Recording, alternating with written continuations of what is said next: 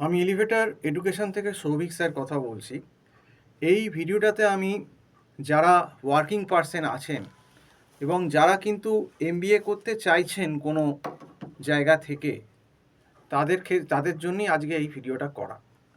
এবার working person যারা আছেন অনেকেই দেখবেন কেউ কেউ ভাবে যে পয়সা কমার জন্য যদি আমি ইগনু থেকে করি। দেখুন, দীর্ঘ 2007 থেকে আমি প্রায় এমবিএর টিউশন ক্লাস পড়াচ্ছি। কাজেই কোন ইউনিভার্সিটির কি লুপহোলস সেটা অন্তত আমি খুব ভালো করে আমরা জানি।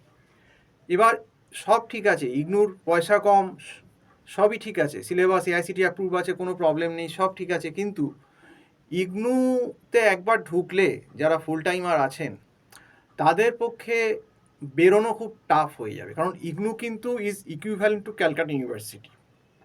ইগনুর পেপার চেকিং, ইগনুর সিলেবাস, ইগনুর লেভেল কিন্তু একদম একদম ডিটো ক্যালকাটা ইউনিভার্সিটির সমতুল্য।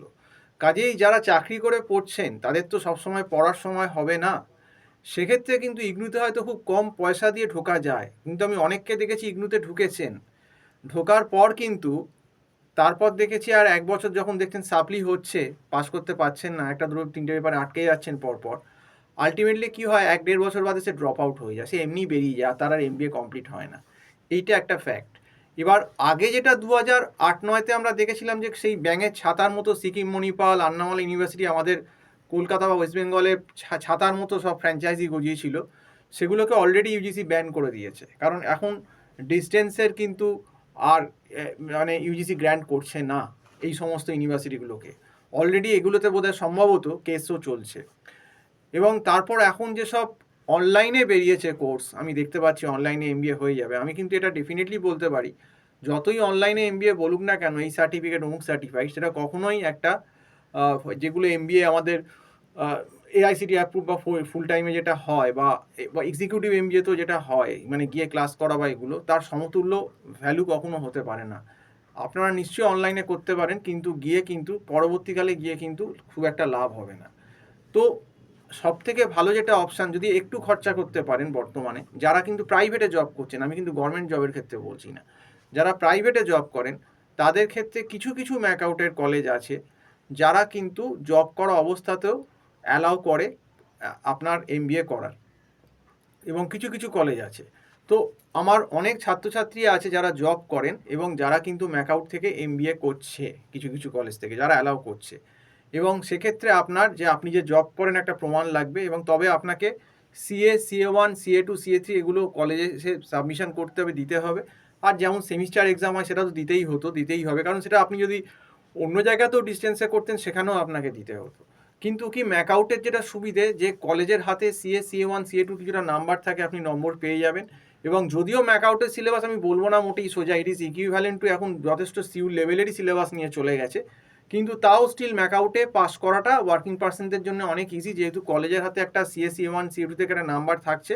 প্লাস ম্যাকআউটের মার্কিং সিস্টেমটা, আপনি যে বলছেন ইগনু, সিম্বায়োসিস, যে আদার যে এইগুলো আছে ইউনিভার্সিটি যেগুলো ডিস্টেন্সে অনলাইনে এমবিএ করাচ্ছে, তাদের থেকে, ভুল বললাম, অনলাইন বলছি, যেগুলো ডিস্টেন্সে এমবিএ করাচ্ছে তাদের থেকে অনেক অনেক অনেক বেশি লিনিয়েন্ট।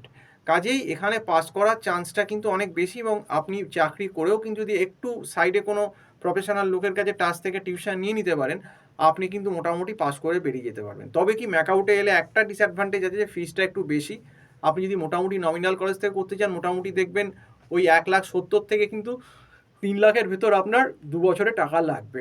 এবার সেটা যদি কেউ অ্যাফোর্ড করতে পারে, আমি বলবো এখন যা অবস্থা ম্যাকআউটটাই বেস্ট চয়েস। আমার বহু ছাত্রছাত্রী আগে ম্যাকআউট থেকে এইভাবে যারা ওয়ার্কিং ছিলেন পাস করে একসঙ্গে করেছেন, চাকরিও করেছেন, আবার ম্যাকআউটে পড়েওছেন, এবং তারপরে পাস করার পরও কিন্তু সে জাম্প করে একটা ভালো এমএনসিতে জাম্প করেছেন এমবিএ ডিগ্রি নিয়ে।